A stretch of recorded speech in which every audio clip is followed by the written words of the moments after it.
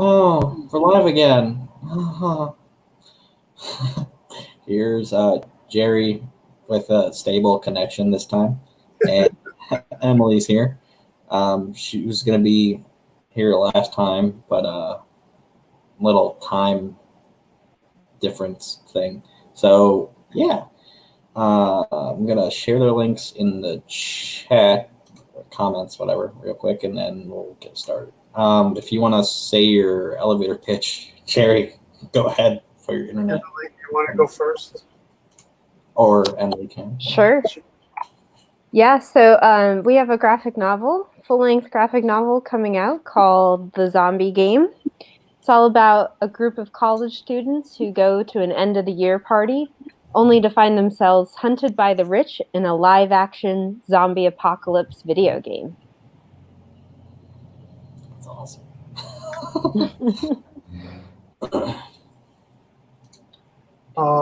I have Seek. It's live on Kickstarter now.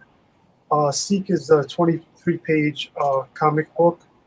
It's about a bounty hunter and a team who hunt down supervillains who have jumped bail and fugitives from the law. I watched a video for With the first time. her and her team having no powers or no special weapons. Nice. Yeah. Seek's motto is just because they could turn on fire or, fly or, crumple a car up with their mind doesn't make them bulletproof. So, and it's true, when you think about it. So sharing this into a couple groups first, and then I'm going to start. Yeah, so a video game that I could talk about that for a while because we were actually coming out with a video game. Nice. Yeah. So what was your influence for this, Emily?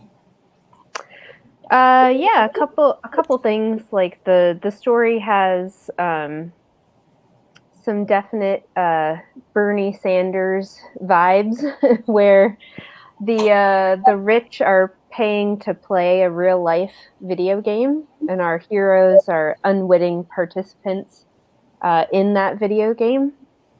And all the characters that we chose to represent are definitely kind of like outcasts and people who have been used up by society. So I adapted the story, but my husband, wrote a majority of the script, and he is a veteran, and that is a huge, huge community that, has been used by outside forces for maybe not the entertainment of others, but definitely for others' purposes. So we drew a lot of inspiration from that. And who doesn't love zombies?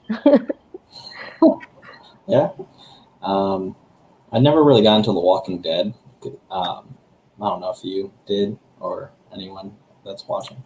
I didn't get into the comic, but in the beginning, I loved the show. Yeah, the first two seasons were great. Yeah. After Negan, I dropped off. Yeah, I think that's fair. I think that's a fair assessment. I only liked one episode in that show. The episodes that I actually watched. My friends kind of forced me to watch it because I wasn't really into it. I'm actually not a big zombie fan. Mm-hmm. I love horror, but zombie. This is the one thing that it's kind of not my cup of tea really.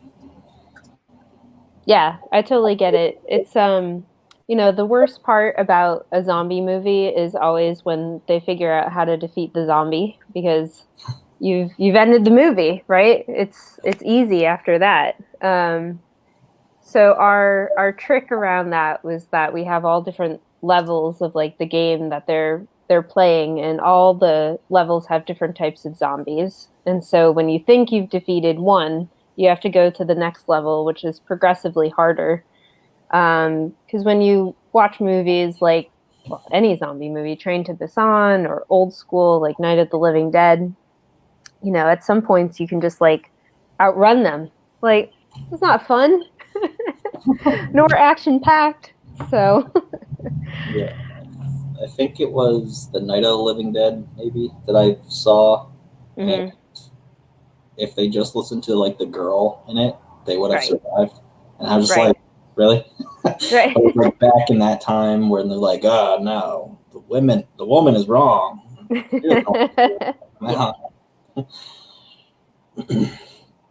I thought, you know, like I said, the first 3 seasons, even 4 seasons, were, you know, great. You really were afraid of the zombies. I mean, they were a threat. Now it's a joke. Yeah. You know? Is it still going on? Yeah. That was, yeah, still on. It's the last season.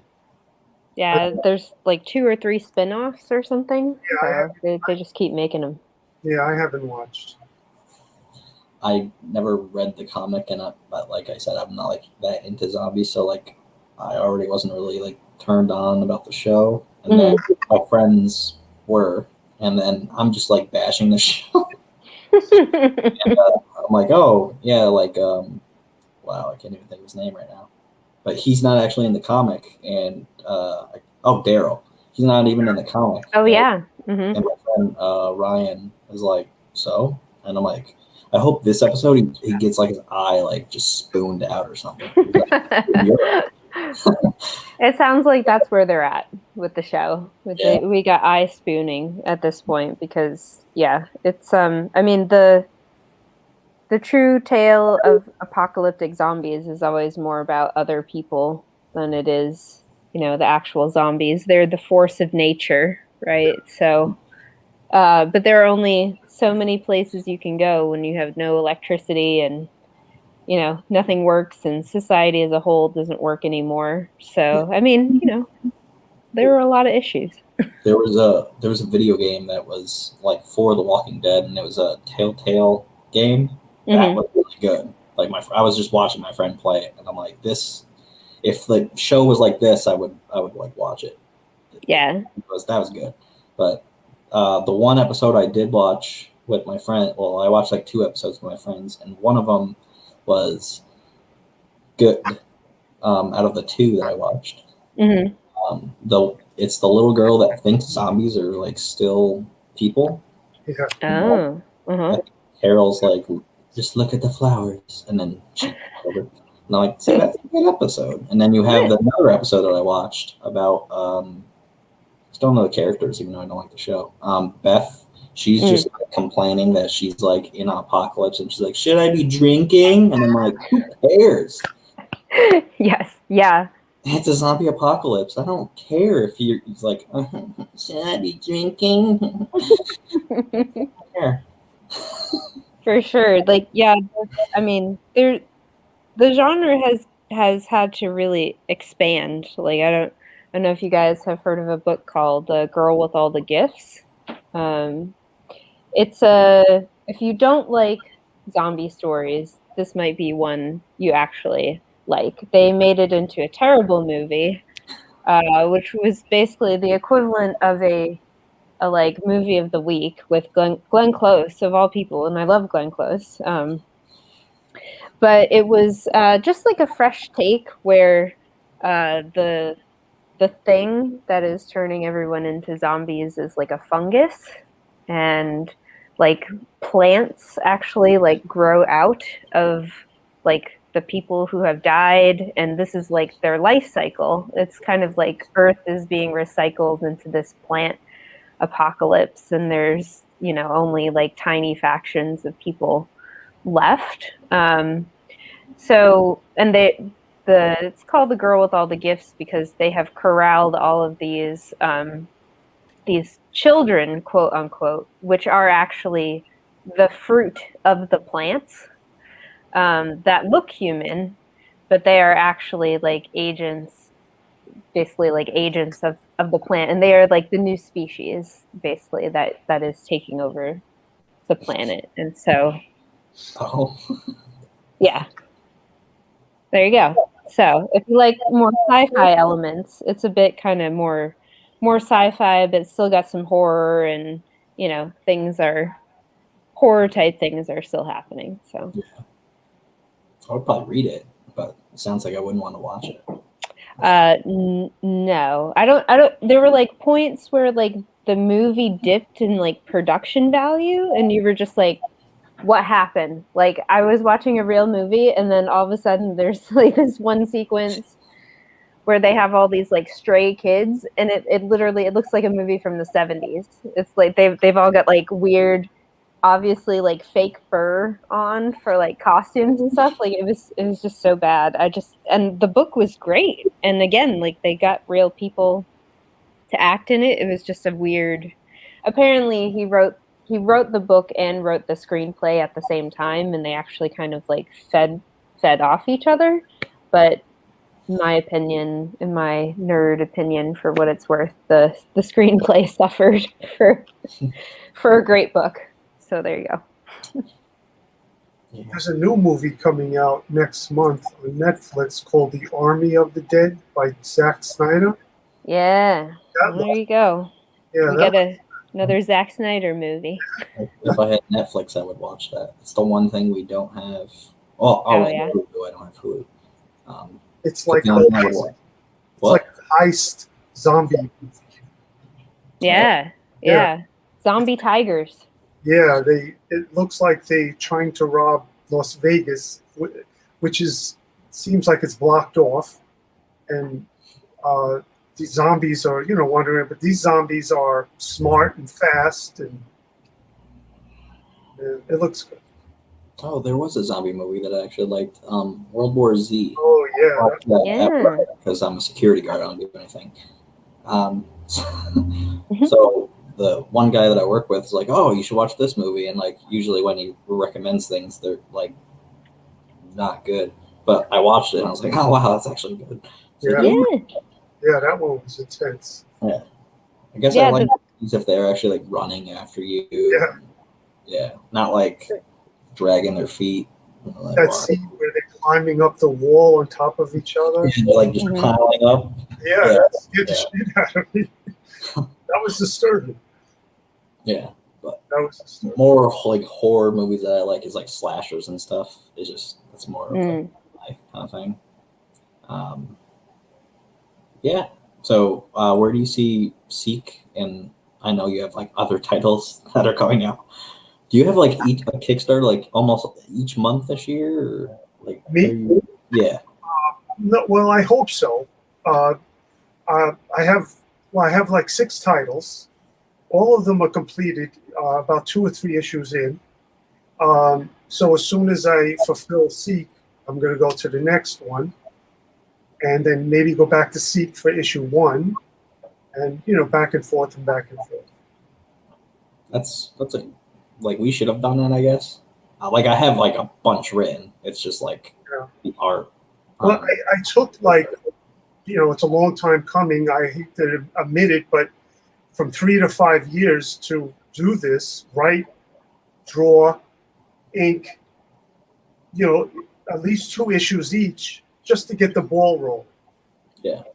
I didn't want to, which, a lot of independents fall into this, that you finish one book, and then 2 years later, the next one. So I really wanted to do this, and I know, a lot of people have been asking me when, and that was my plan.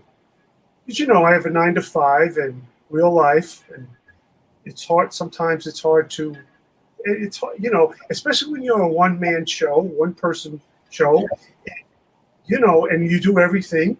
People don't realize that a lot of us do the job of 15 people, maybe, right? I mean, not even like the writer, the artist. That's like a given. But, we have to do production and sales and all these things. You see the credits in a comic book. There's like 20 people. Yeah.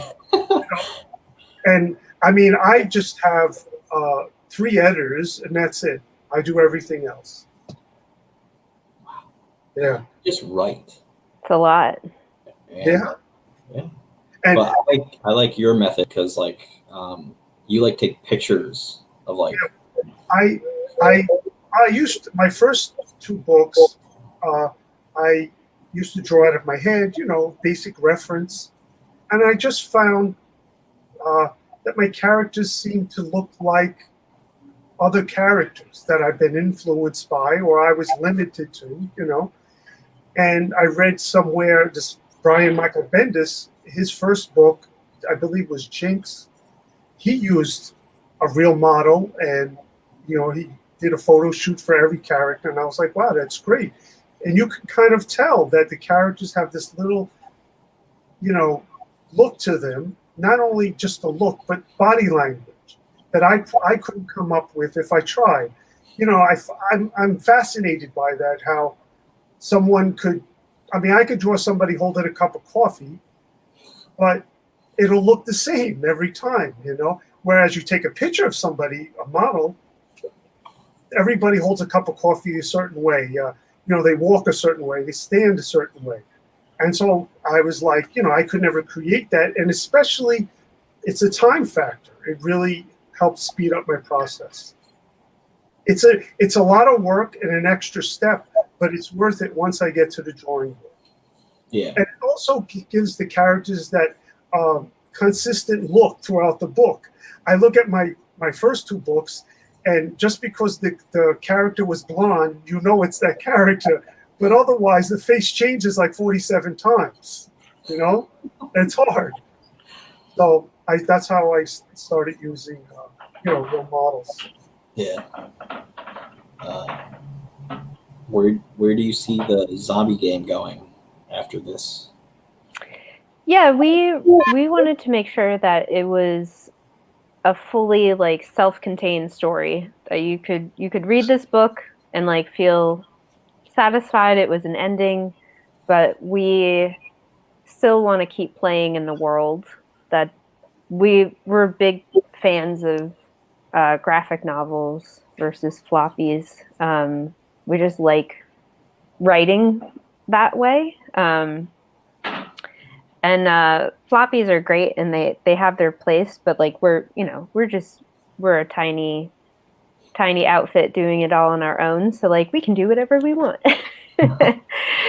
And so we definitely want to tell more stories within the world. The best part is because that this is someone is actually doing this to these people. There is a game master who is using a drug to turn people into monsters.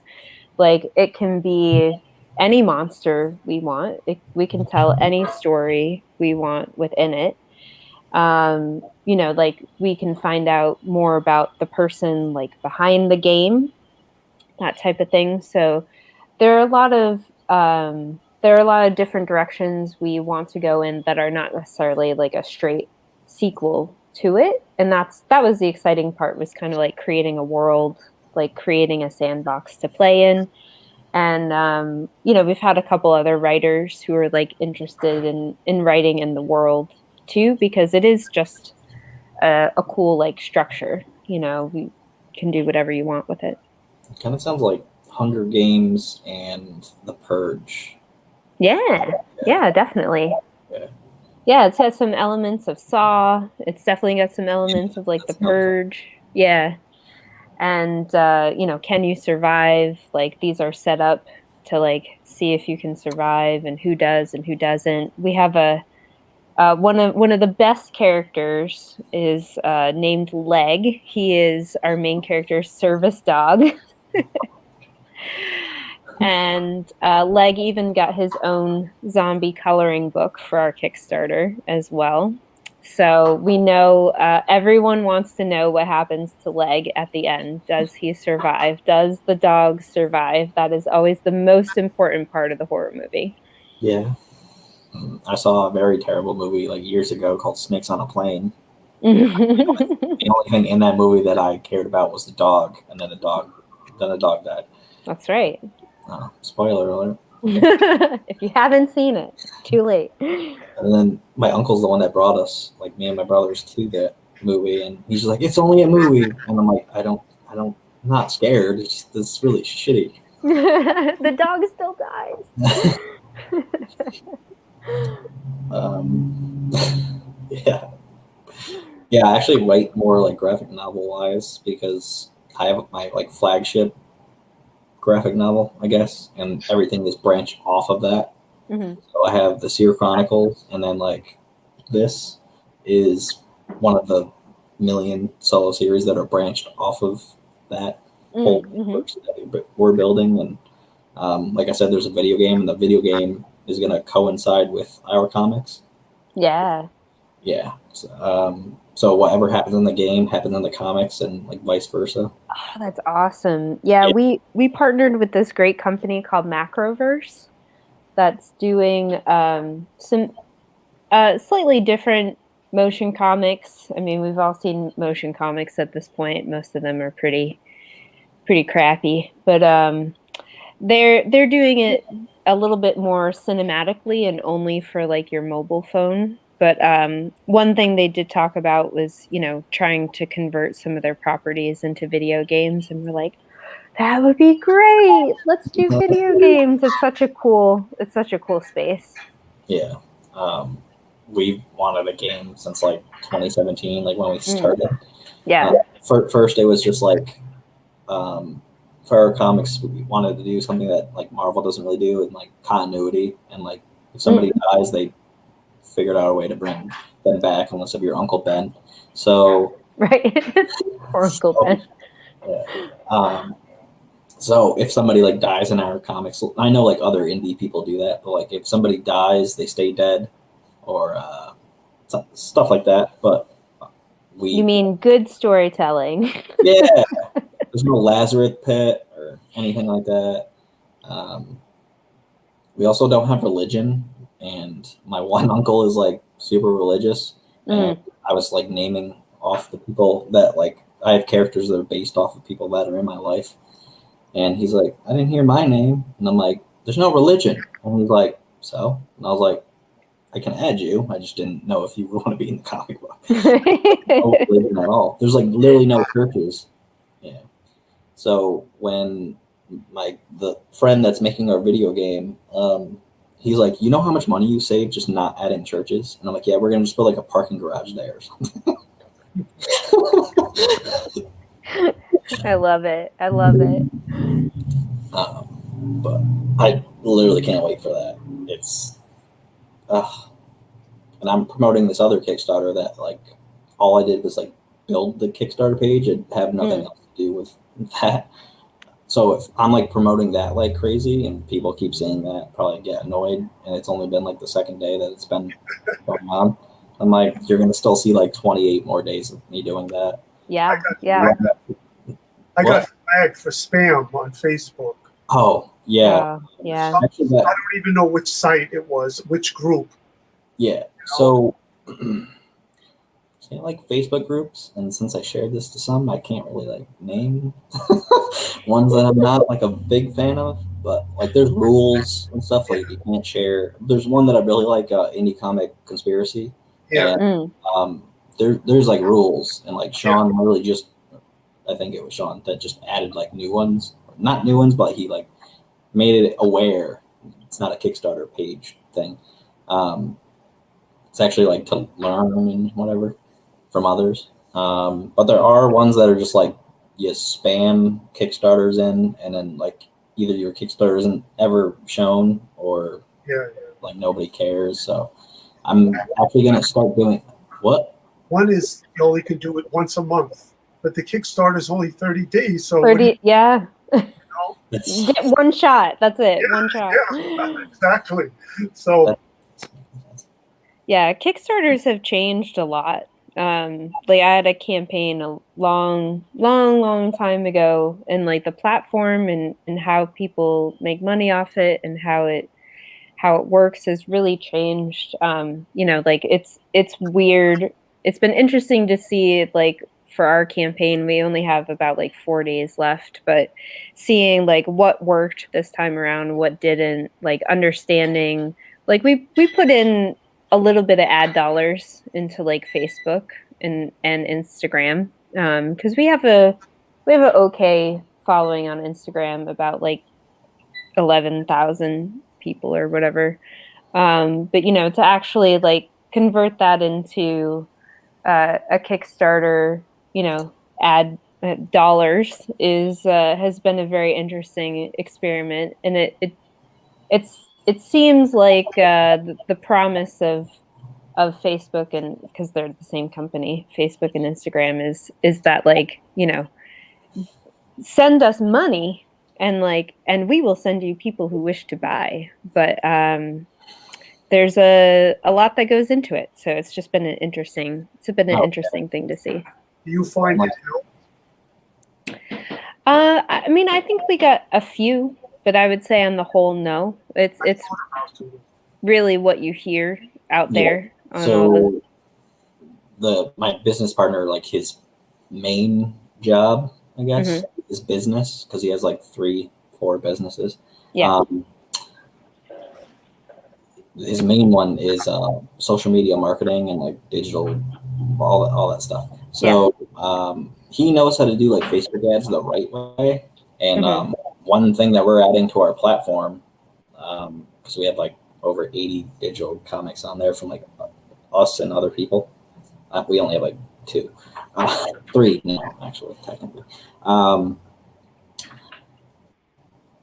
We're going to have like services, and one of them is going to be like Facebook ads and all that kind of stuff, because he knows how to actually do it the right way. He does it for his brother's music company and music production company or whatever, and he gets sales from it and everything. Like, you just have to make the right video, and it's like a click funnel now, how they like set it up. So it's kind of annoying that they change things like every couple months, but a click funnel. So like, there's a certain way to do an ad, but if you're just boosting a post, then it's nothing like that. Like the guy at Kickstarter that I'm running, he just made an ad and like boosted it. That just, you give them $5 and you might get seen by other people. They might like the post, but it might not do anything. So yeah, it's definitely a business. It's like they have made it to the point where you have to because I have seen it working at other companies, where it's like doing your A/B testing, like actually understanding your audience. Like, marketing is a whole different thing than like creating comics. Which as some people are really, really good at both, and some people are really great at creating comics, and some people are really good at marketing.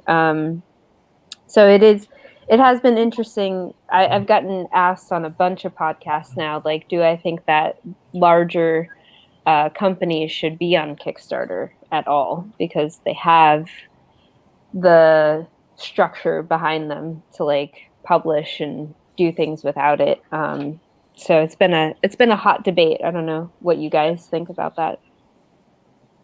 Like, Boom, all they had to do was get Keanu Reeves to say that comics are awesome. Yeah. Over $1 million. Yeah. Really? I already knew that they were going to like fund, so like they could have probably done it on their website. Like, they could have done, I haven't even gone to their website, but like they could have literally added like a plugin for crowdfunding on their website. That's it. And then he still does this exact same trailer, and I'm 100% sure they would have got the exact same amount of people. I'm definitely curious, like, if they had to work out some sort of deal with Kickstarter, because they take like a fair chunk. Like, why would you take, let them take that percentage from you? Yeah. And then I kind of already knew it was going to turn into a show anyway. They do Power Rangers, so. Yeah, and they've had a movie division over at Boom for like a while. They did Two Guns. I think they were trying to get a couple other owned things up and running. So yeah, that seemed like an easy slot for them to just be like, Keanu Reeves, here you go, woo. I think our one Kickstarter was actually running while that was going on. Like, ours wasn't really affected. It was our horror anthology, and it literally got funded the first day. And I was like, fuck you, Keanu Reeves now. I mean, that's kind of my thought, is that, like, is your book really in direct competition with like a Keanu Reeves action, story? if it brings more people to the platform and it like helps create, because the other thing that has changed from, again, I did my first one a long time ago, was like the super backers and like the backers that literally they just buy on Kickstarter like nonstop. Like, as a couple people I heard have budgets, like I can only spend, this, there you go, I can only spend like this amount a month, like on Kickstarter. And if Boom being on Kickstarter helps create those people that like really want to fund like projects and are, because those people will go find indie comics on Kickstarter. Like those people are invested. I only have one Marvel comic series thing, and it's Spider-Man. And it's like Spider-Man Venom. It's Spectacular Spider-Man. I don't even know what number or whatever that is. I just know it's here, around here somewhere. I have indie comics because that's like what I do and that's what I like. I stopped buying mainstream comics. I mean, once in a while I'll pick something up because of the artist or the writer. Doesn't matter what it is. And then once they leave, which is usually in 6 issues, I stop. Nothing, I think the last book I used to collect was 100 Bullets, and that was a while ago. And other than that, that's it. I just buy indies. Yeah, my friend Ryan, that's not into comics, the only comic he has is Green Arrow. And it was around the time when like Arrow first started on like CW, so that's why he got that. I was like, that's 100% why you got that comic. I'm like, I guess I'll get Spider-Man because that's the So, like, what's your favorite reward tier on your Kickstarter? We'll go with Emily first. Well, I have 2. So the first one is we're actually, in addition to like our full book package and a whole bunch of prints, we have exactly 1 samurai sword to give away. That is modeled after our character in the book. And but really, like, we got a whole bunch of horror authors to come in with us and do a special like a bookstagram package. So you can get a whole bunch. Some have like ebooks, some have physical books, but it's a whole bunch of authors, probably people you've never heard of but are super talented, who just wanted to like help contribute to like our horror campaign. So I'm just excited to like be able to expose, other authors to more people who love horror. Yeah. If I had $200, I would get that one. That's awesome. And what's yours? Mine was the most wanted reward, where you can, which you did, right? Craig, was it you? Where you become a character and a bad guy, a villain in the book? Yep. Yeah. And I only did 3, only because I just didn't want to get overwhelmed. Oh, yeah. I limit tiers like that because, one, I have to like figure out when I'm going to put that person in the story because I'm the writer. I can only imagine the artist and like, oh, now I got to draw this person. So I didn't want to get overwhelmed with that, even though I was excited for that one. And I maybe wanted to do 10, but it's a lot of work, so I just limited it to 3. And then my next one is the all 3 covers. I was excited to do variants. At first, I wasn't into that. That's like a 90s thing, and but it was kind of exciting doing, especially the homage to the Tales of Suspense cover, and I put my character in there. It was kind of exciting to do that. So yeah. I was going to mention one that someone shared with me earlier, but he would hate me if I did that, so I can't. He's like, oh, you want to see something? And I'm like, okay. And then he's like, oh, look, it's a homage to like Punisher. And I'm like, oh, cool. Like, I'm not gonna say who and like who did it or whatever, but yeah. I was like, oh, that's awesome. And you know what? I didn't even think about the Punisher. I guess I should have did the. I actually can't wait for our like second plot arc of our graphic novel, which is like be a while. But there is a character that's like the Punisher, and like his name's like Ted. Yes, yeah, that's amazing. Yeah, and because Dylan's like, you shouldn't give him a last name. We should just like call him like a first name. That's it. Like, all right. So well, that's my thing with Seek. Seek is an acronym for her name. I really knew someone years ago, and her name was Seek.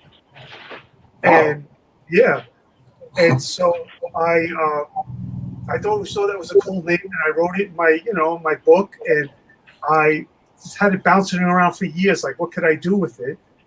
And so my gimmick is throughout the book, you almost find out her name, and then somebody cuts the person off. that's awesome. It's kind of, I do that for a little while. I don't know if anybody cares or not, but it's like I always like that. That's like it goes back to when we didn't know Wolverine's name. I always thought that was exciting. So that's my thing. I just watched this show like a month ago, maybe. Finally, my friend Ryan told me to watch it years ago. It was originally on Cinemax, but now it's on HBO Max, and it's called Banshee. I don't know if you ever watched that. It's a very, very, very, very good show. And you never learn the main character's name. Yeah. And I was like, wait, I don't know what his actual name is. Like he kills, he accidentally, I think he kills them, or somebody else kills the new sheriff of the town, Banshee. And he takes over the role, and it's awesome. So, yeah, it's a very good show. That sounds awesome. You never know his name, so I actually do that with someone in my comic just because. Definitely won't say the last name of the Ted guy just because I think it's cool that people are just going to call him Ted. Yeah. Samurai sword. I have a hard time with coming up with code names. I really do. A lot of times I ask my models to come up with names for their character. Sometimes people have names they like or whatever. And I mean, if they don't have anything, I'll come up with it. But most people have something they like, so I use that. Like Seek's crew, there's like 7 other people on her team, and everybody got to pick their own name. And actually, all the names were pretty cool. And if they weren't, I wouldn't have told them. But yeah. If I can't come up with a name, I usually use like I just type in like name generator in Google. I've done that. I'm just like, no, I don't like those. I don't like those. And I just keep going through until I just did that for a bunch of henchmen for our like Italian mafia. And I'm like, yeah, these names are fine. So I like wrote all those down because I made like a hierarchy because I just rewatched The Sopranos for the second time in my life. So now I actually know like how a mafia works. So there's like a Don, and then it goes to like henchmen and everything. So I didn't even have those characters like in my head until like I put them down like this past week. And I was like, oh, well, now I have characters. Yeah. So that's awesome. Do you both like world building? I could talk about that for like hours, but I won't. No, go ahead. I think it depends, really. I've seen it really go off the rails. I'm also usually not a huge fan of like fantasy world building because I think a lot of people spend a lot of time on things that don't matter to an actual human story. It's like I heard that Tolkien's family actually gets approval, like a script approval on the new Tolkien show for Amazon, correct? Yeah. And I was just like, I can't see where that's going to be good. I can't see where that's a positive thing. Like, Tolkien is a great writer in a way, but like we don't consume like media like that anymore. So like if you have read The Hobbit, like I pretty much gave up like before they got out of the Shire, because it was I was already like 300 pages in or something, and I was just like, this is too much world building. That's too much. I don't want to know that much about the world. Like, let me get to a story with characters that I care about, because I don't relate to like the history of the place I don't know. I want to relate to like characters that hopefully like mean something. So I think it can be done well, and I think that, you know, if you have a story you really care, and you have characters you really care about, you want to know more about the world.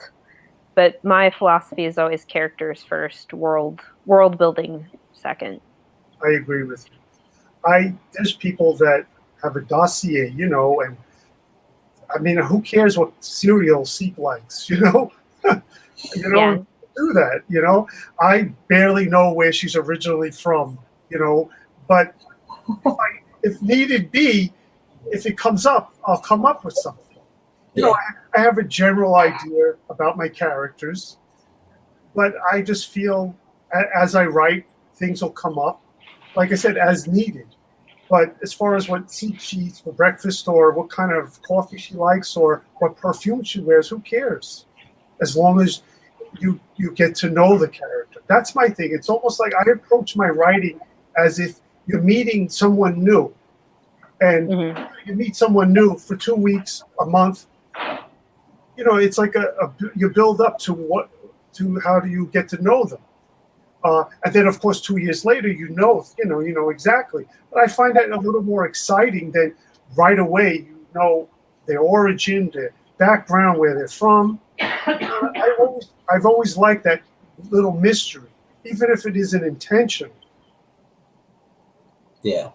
Well, I'm the opposite. So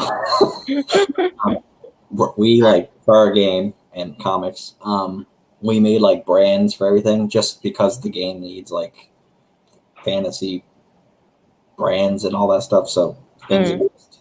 But in the comics, it's just going to be like in the background. So we're not going to like full on be like, I can't even think of a random name like right now. But yeah, there's like car brands and all that stuff, because I can't use like an actual like Camaro or something.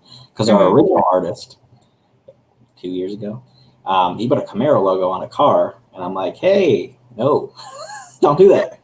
So yeah, after he did that, we're like, okay, so we're going to come up with all this stuff because there's a reason behind that. But That's hard. That's hard. Yeah, I asked people to come up with like brand names and like fast food chains and all that stuff, because we're replacing, like, if there's a Burger King somewhere, because all of our cities are based on cities I've lived in or around. So the first city is based on Schenectady. So that shitty shithole. So it's based on that.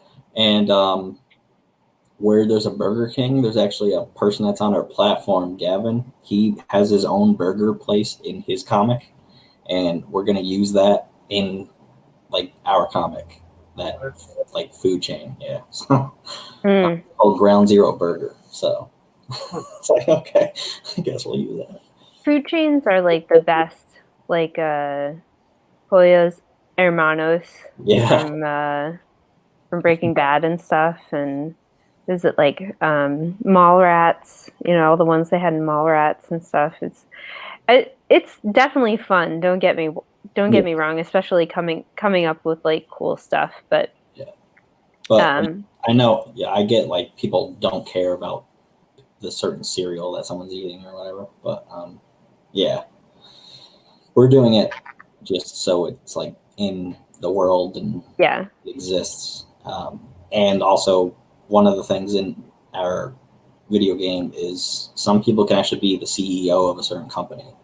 And the people, so the people that came up with some of the names, like there's 2 soda companies. There's one called Cray Cola and one's called Euphoria Fizz. The people that made those are actually the CEOs of that thing. So Nice. if you play the game, then cool that they'll get like a loft apartment at some point. Mm-hmm. And if they don't buy the game, their name will be mentioned at some point somewhere. But yeah, it's awesome. Okay. Guess can wrap this up. So if you want to plug your Kickstarter one last time, each of you, and then we'll be gone. Cool. So whoever wants to go first.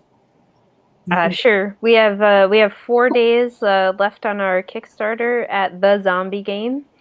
Already mentioned a couple of our cool perks. You can find us on Instagram as well at the Zombie Game. We have digital rewards too, and a couple cheaper ones. Even $5 helps us out. You get a couple cool coloring postcards as well, or even just spreading the link for us. Yeah. Seek has 18 more days to go. You could find Pyramid Graphic Novels on Instagram. That's kind of my main hub, or Facebook. We have a lot of cool stretch goals coming up, a lot more trading cards. It's kind of my way to introduce the rest of our team, and posters. Seriously?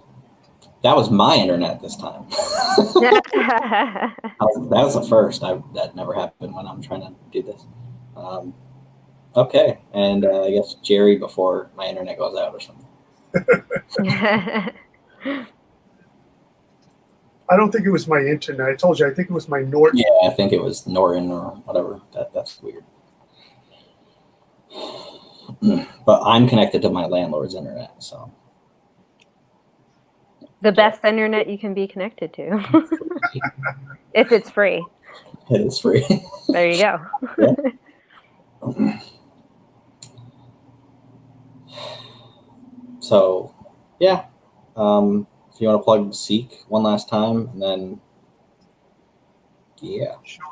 Seek is about a bounty hunter and her team who hunt down, apprehend supervillains who've jumped bail or are fugitives from the law. Her team and herself don't have any superpowers or any super weapons. There's a lot going on in the background. It's just not about her hunting down. An old enemy comes back to sabotage everything she's built. And also something from her past comes back to haunt her. And you find out why she specializes in hunting the supervillains instead of just regular criminals because of something in her past. Very cool. Thanks. Yeah. Can't wait for it. Thank you.